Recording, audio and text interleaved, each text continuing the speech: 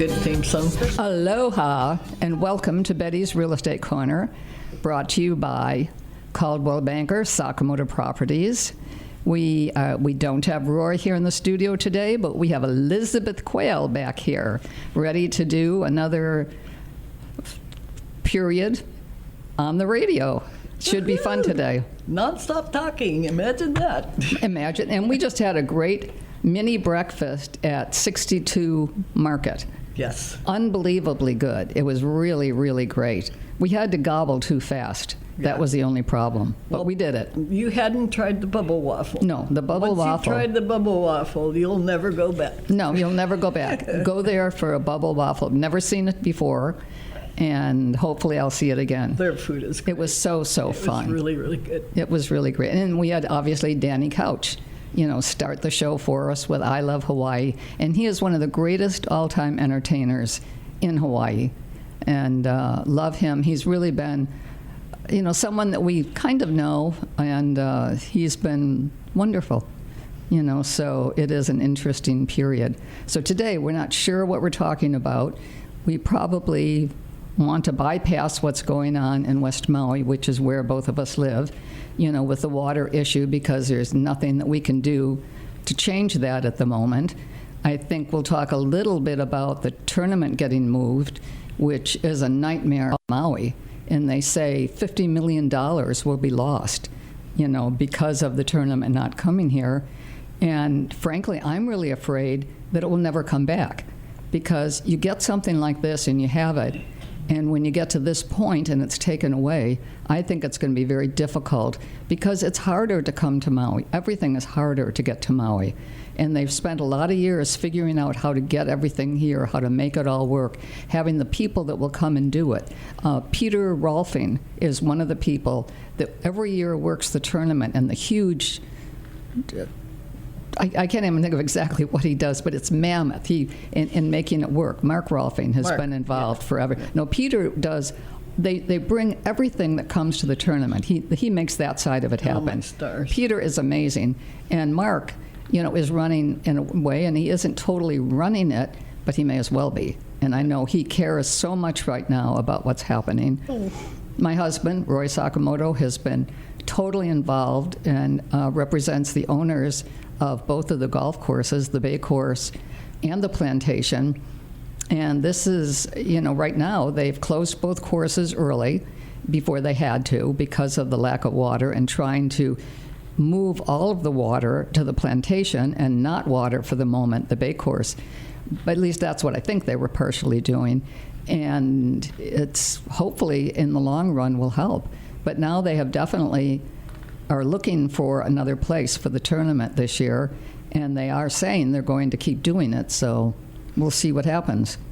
Well, God willing, and we will all do a lot of praying, we can get them back, because that $50 million, it's to junior golf, children, charities, something that we need so badly, really should be something towards which we're working. So absolutely. As a community, we've got to figure it out, and just pray, please, God, let them come back. Let them come back. And when you think of it, junior golf is a bigger thing than anybody will ever imagine, because some of the kids, they're never going to play golf, but they come out and they love doing it, and they're like professional golfers for a while. And they're also studying, and they're part of this and part of that, and they love everything they're doing. They feel important. They are important. And the community has really supported that. And now all of a sudden, the next generation or this generation is going to lose out on that. It's limited. They'll still have it, but it's going to be interesting. And we're all praying, obviously, for rain. And every night we go to sleep, and it used to seem like it rained every night. It rained 200 nights a year in Napili. Yeah, and I would say, I love it when I wake up and my deck is wet. Well, I'm with you. I mean, it rains almost, or it used to, every night. You'd hear the rain, and it wouldn't be something that was going to keep you awake, but it would more put you to sleep. Yeah, kept us green. It kept us green, and I don't know what's going to happen next. It feels overwhelming to me that we've been unable to have the tournament this year, or we are unable. If it happens, it's going to be a miracle. Yeah. But I can't see right now that that's going to come to fruition. Two of the kids that were in our karate class, Christopher and Sasha, and Christopher got his black belt when he was 11. He just graduated, and he is getting a full ride at UH for golf because he was in junior golf. And Chris Salem and Chia Salem, we ran into their dad at the Honolulu store the other day, and he was telling us she's getting to go to UH on a swimming scholarship, and he wanted to thank Walter Chihara for the discipline. The things that it takes for a child to be able to excel in certain things just takes extra care and attention. They were both children, but wonderful, great kids that, you know, moved up, got their black belts, and that's just one of the wonderful things of living here. And living in West Maui. Yeah. West Maui really does have a lot of things for young people. And it's hard. It's a hard community to grow up in. It's been difficult. I'm hoping that if the county and the state can take a look at this right now, they'll find better housing for people that are renting, or find a way to assist people in buying homes. Yes. You know, like I've talked a couple of times about Napili Hau. And Napili Hau, was it the 50s or 60s when? No, it was Kapalua Land Employees, 1974. Is it really? First stage came out in 1974. My husband was number 2 on the lottery, and he paid $34,000 for our house. Yeah.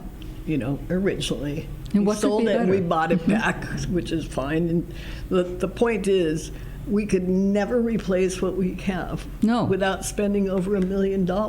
No, they're located more or less. Now, you can tell me if I'm wrong. I love their house. They're located on a ravine, more or less, and you could spend your whole life in that ravine, wandering around, discovering things. With our dog. With the dogs. When you look out, the view is spectacular. Yeah. And again, they should do more things like that. Find places that have some views, because we all deserve a view. And I mean, these are little modular homes that were shipped over side by side. You look at all the little colored trailers up along the cliffs in Lahaina where they're doing, you know, temporary housing. If we can do that and organize that so quickly, why can't we find some land to develop to bring people back to this side? I run into so many people. I had breakfast at the Westin the other day, and of course I know everybody there because I worked there, 35 years ago. Everybody's bought property in Kihei or Kahului, and they're having to, drive to Lahaina every day. If we could just get people back there and something put back on Front Street so we can get what people come to the West Side for when you're traveling is so much. The Banyan, Friday night, art night, everything. We'd like some normalcy. Well, again, that's another fight that's going on, and there's different factions of it, and each one has something to say about it. But if you go back, the people that owned places there or had long-term leases on places there, they dedicated the majority of their life, or a good portion of their life, to running that business there. Yeah. Whether they did it themselves or they hired people. But you'd go in those businesses and you knew the people loved it. And a lot of the visitors went in and they bought $20 gifts or $10 gifts or whatever they could do, or T-shirts and the T-shirt factory places. Again, amazing places. Every so often I'd go down there and pick up T-shirts, and a lot of them would have like a Kama'aina discount, which was nice. But around Christmas, I'd go down and get some new T-shirts that are coming out and send them to kids and grandkids and have them for somebody that we wanted them for, or run up and down Front Street having fun, shopping. And we need that again. West Maui needs it. We were talking about that on the way here. That's right. My Nagasako's variety plate lunches. Yes. Can't do that. No. Can't run in. You can't check the harbor because you can't drive down to the harbor to check the waves. You can walk there. There's so much about Lahaina that we loved. Mm-hmm. You know, so much that So much. we need maybe just a couple of sticks, even if it's across the street, not on the ocean. No, I agree. You know, we here's need it back. one that We I need have our town. that I haven't thought about too much. Lahaina Honganji. Yes. You know, one of the Buddhist temples that burned to the ground. The only thing left is the building that holds the ashes. And the tea ceremonies. And the tea ceremonies, we trained yes. on that lawn.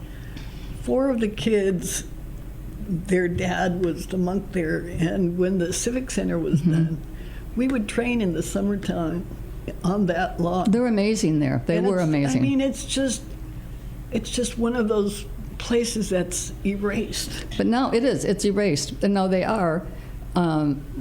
We had Roy's sister's husband passed away recently, and they have a place there in the columbarium, and you know, so we were able to go there with his ashes. He had passed away in Honolulu. They brought the ashes back here, and we're able to have a nice, simple ceremony there, and it was so touching and so beautiful. But again, there's no church, and there's got to be a way that the community, but I mean, Roy's dad, Hiroshi Sakamoto, and his mother, Hisei, they were part of the group that put together being able to build the church and the statue that's there. Yeah. You know, so I know the statue is spectacular, but again, it's part of the community. It's got to come back. And how that's going to happen, I don't know. The cost of building it is probably going to be 20 times what it was when they first did it. Yes. And that's a heartbreaker by itself. But just to be there the other day and be a part of it and know that he'll know that that's where he is because it was always planned. And it's a heartbreaker. A special, spectacular place. Yeah, all of Lahaina is very special. But we've got to rebuild it again, and we've got to rebuild it with respect for the people that were living there and the people that were working there and the people that own businesses. And as much as everybody's got a better idea who should own and who should this and who should that, but we've got to respect the people who owned there before, you know, or leased or did whatever, that lived there. Everybody cares about Lahaina. And so many of them right now, we were talking coming over here, people that we know are suddenly in Kihei. They're living in Kihei, which is great, but they're still working for someone in Lahaina. So they're spending like an hour and 15 minutes to get over here to Lahaina, and sometimes up to 2 hours getting back home in the late afternoon. It's a nightmare. Yeah. I don't know that it'll ever change. Well, one miracle at a time. One miracle at a time. Yeah. I volunteer for miracles. No, it's a hard thing. I mean, we talked also coming over about the whole thing trying to ban a lot of the vacation rentals that were being done. And again, same thing. It's been allowed for too long to now suddenly change it for everyone. And the places, even though theoretically they were, well, a lot of them were built to be second homes, even though they didn't have the perfect zoning for it. But I think, again, they've got to be able to be rented short-term because that's what they've always been. And if we lived in one of those or a couple of those over the years early on, and it's hard because there's virtually no closets. They're just small. Right. Well, they were targeted towards vacations. They were targeted toward vacations, and I don't know if that'll change now. I mean, it's going to take 2 years in the courts, I think, before it's actually figured out. But I think it's got to change, or the market's going to plummet, and things are going to change drastically for all of Maui. And we need the visitors here. We need the second home buyers. We have one industry here, one and one only. It's not coffee, it's not pineapples, it's not sugar cane, it's visitors. It's visitors, our visitors. And visitors they take care of us. In a way, they do. They take care of our You're right. entire, the hotels, the restaurants, the landscapers, the maid service, all of these businesses that are oriented towards visitors. What do they do next? No, it's true. Sometimes you'll listen and people like to say the tourists do this and the tourists do that. I don't think so. It's our visitors. Yeah. They come here. They love being here. They love being here. And sometimes they don't tip good because they don't even know that they have to. or they overtip. I think it can go both ways. Well, all of my kids, including myself, have worked in a restaurant, including my husband. So we're always guilty of over tipping. But that's neither here nor there. The fact that we actually have a restaurant that we can go and eat and be lucky enough to eat is major. And we're fortunate now. Honu, of course, is reopened. Yes. And it's reopened pretty much only for dinner. They start early, but I mean, we've been there a number of times. We've taken people there. The food is excellent. Everybody is so happy that you're there. Right now, Honu and Mala and Coco Deck have 30% off for Kama'aina for Yes. the month of September. I think there's a little thing on that. I think it's in one of them, it's 30% off entrees. It's At Mala and Coco Deck, it's 30% for Kama'aina. Is it? Okay, well, Yeah. that's what it was. No, but what I thought it was 30% off certain I don't know. segment of them. It could be at Honu. But Yeah, it could be. yeah. Definitely. I'm not sure either, but I mean, let's check it out for next show. We'll be smarter. We'll be smarter by then. We think we're pretty smart already, but let's go for something else.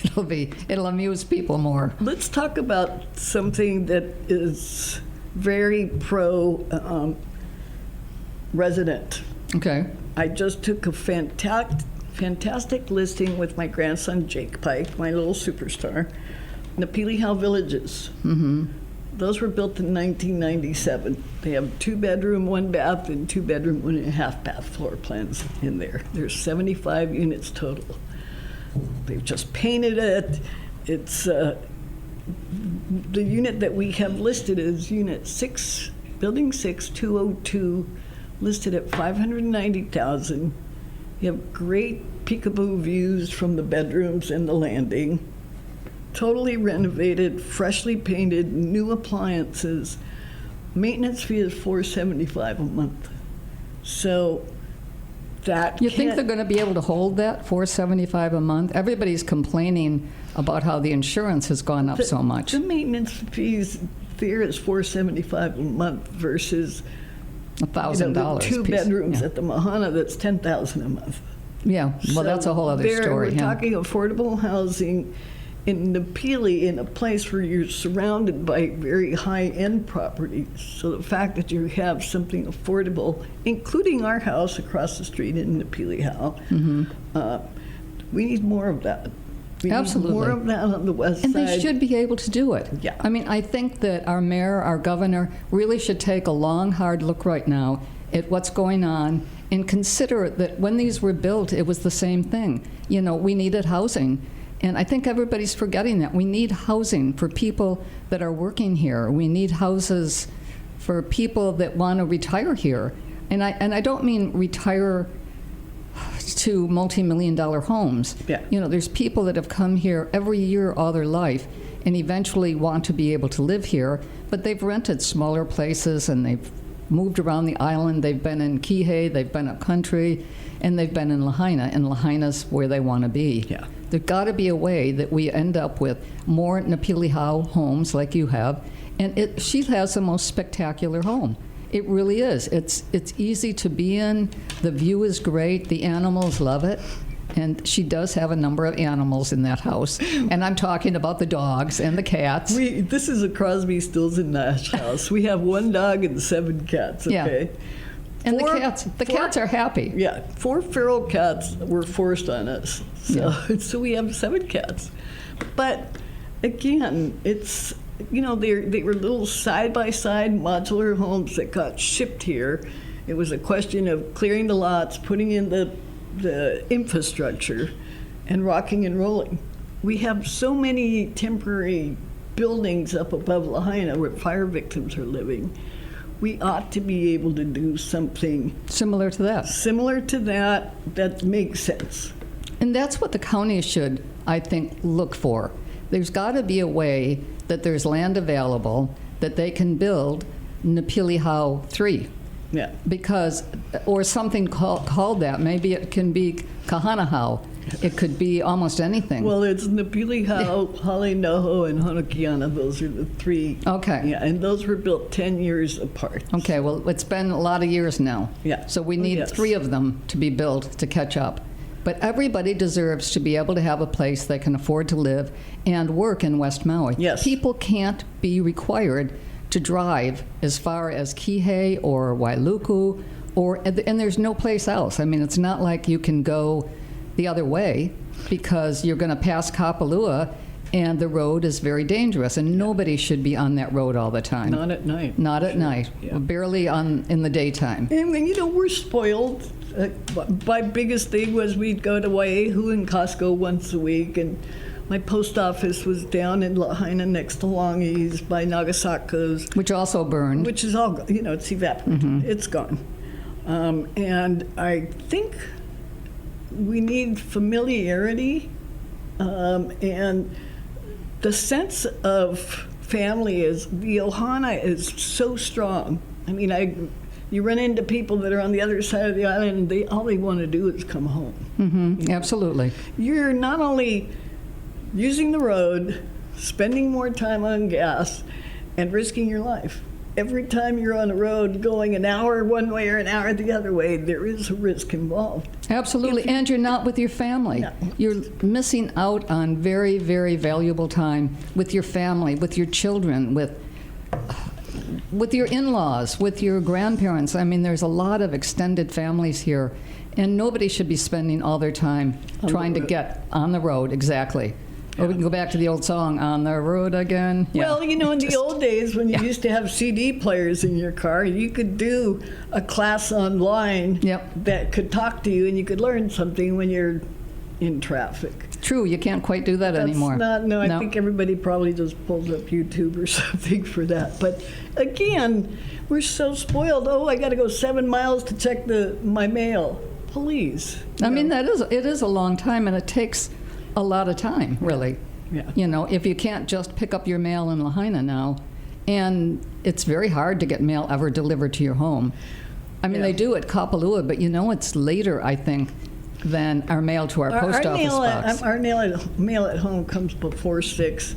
My P.O. box is now at the Civic Center by your P.O. box, and it's great. I mean, I check my P.O. box, but I used to drive down Front Street, look at the water, pull in next to Longi's, check my mail, go to Nagasako's, turn around, come home. So, we had a mailbox there also because Roy had one. Yeah. His parents were 772. We had 792, and then. Yeah, we're at 907. That's another thing. When you've had the same address for 40 years, to suddenly change your address, it's silly.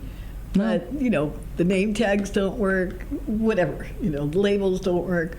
We just would like a sense of normalcy and a sense that somebody is listening. Yeah, I mean, I think everybody does want to be listened to. Yeah. And a lot of people want more than that. But I think we've got to get back to where we pay attention and take time with the people who are representing us and tell them what we're thinking. I mean, you and I are almost on the same page, but I think what each one of us has to say is vitally important. And I think we've got to say it, we've got to be open about it, and caring, because we know that there's a lot of people that disagree with us, and they have good reasons to disagree. But I mean, it is time that we all figure out how we help one another end up with housing.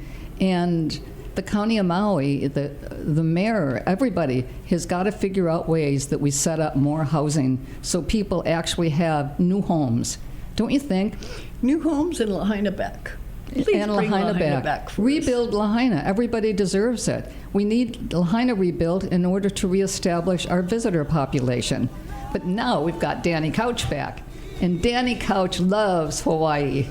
I'm going to give him a call. I know that I can try to reach him and tell him how important he is to us. And I love Hawaii, and I love Danny Couch, one of the greatest entertainers that Maui and Hawaii have ever known.